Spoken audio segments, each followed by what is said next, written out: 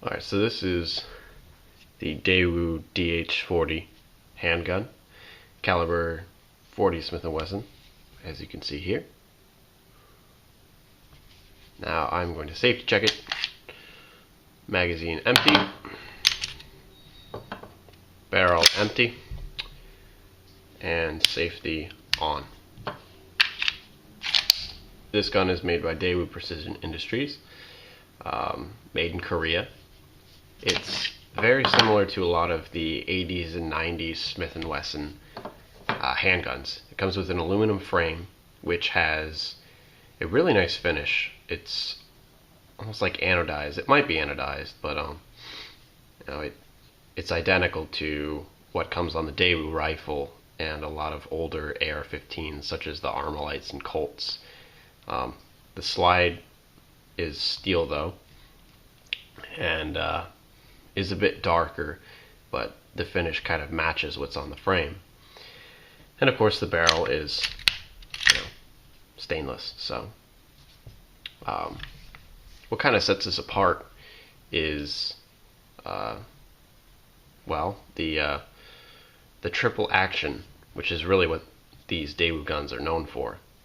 And what that essentially is, and I'm going to dry fire here just to show you how all this works. Essentially you have standard double action, which is the full heavy trigger pull. Okay. Then you have single action, which means the hammer stays back, and you have this really light trigger pull. But the triple action is where it's in single action, but you can push the hammer forward, and then you have an incredibly light trigger pull for a whole double action length. So you can carry this with the hammer forward, safety on, and when you're ready to shoot, flip the safety off, and then you have this very light trigger that goes right to that single action trigger pull. It's a really neat feature, actually, and really a good way to carry this handgun if that's what you're going for. But I wish more handguns came with that triple action, just because it's so unique, and it's nice to have that real light trigger on the double action length. It comes with these plastic grips. They're actually pretty nice, but the texture is not too rough. You get a decent grip on this gun. There's some texture here, and of course on the back strap. None on the front of the trigger guard though. It does have this lip though, so it can be held comfortably with two hands. Other than that, a lot of the features are just the same as most of those older Smith and Wessons. You have slide catch here. The safety is actually on the frame, of course, not on the slide. You've got the dot sights and the texturing up here to reduce glare. The hammer has some texture on the back, and you have the notches in the slides. So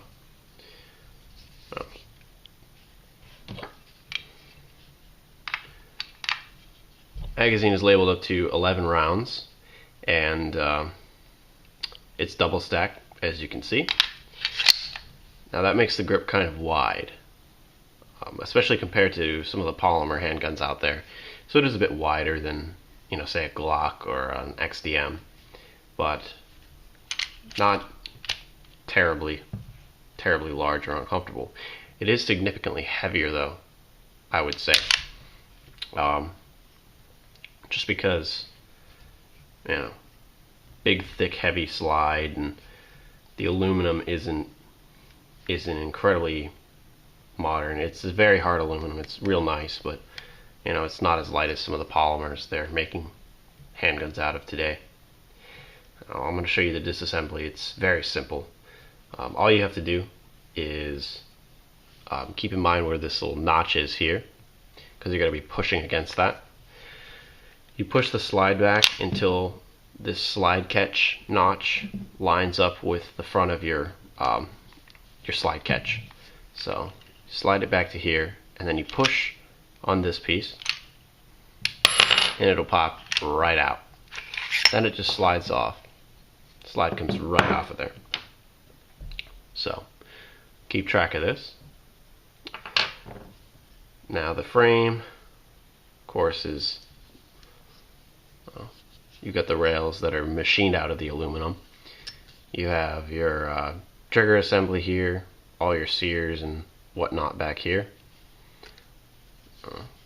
Nothing too outstanding, really. And then spring comes out like this, and your barrel comes out like so.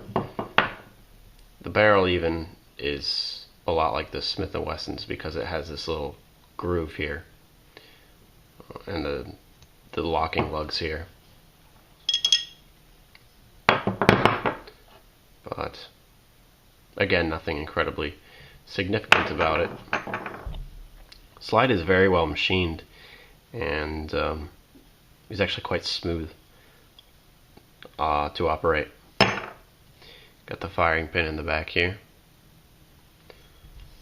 but this is easy to reassemble.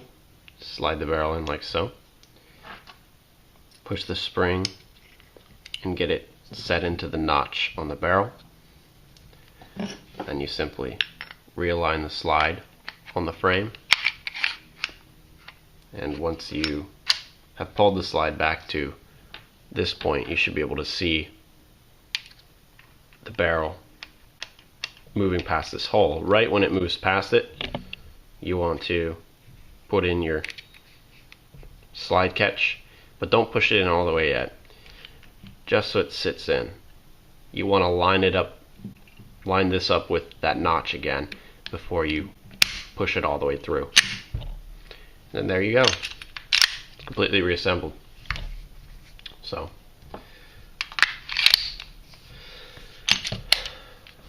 this is a very fun gun to shoot, very unique with that trigger system, and you know, they're becoming collectible, a bit hard to find.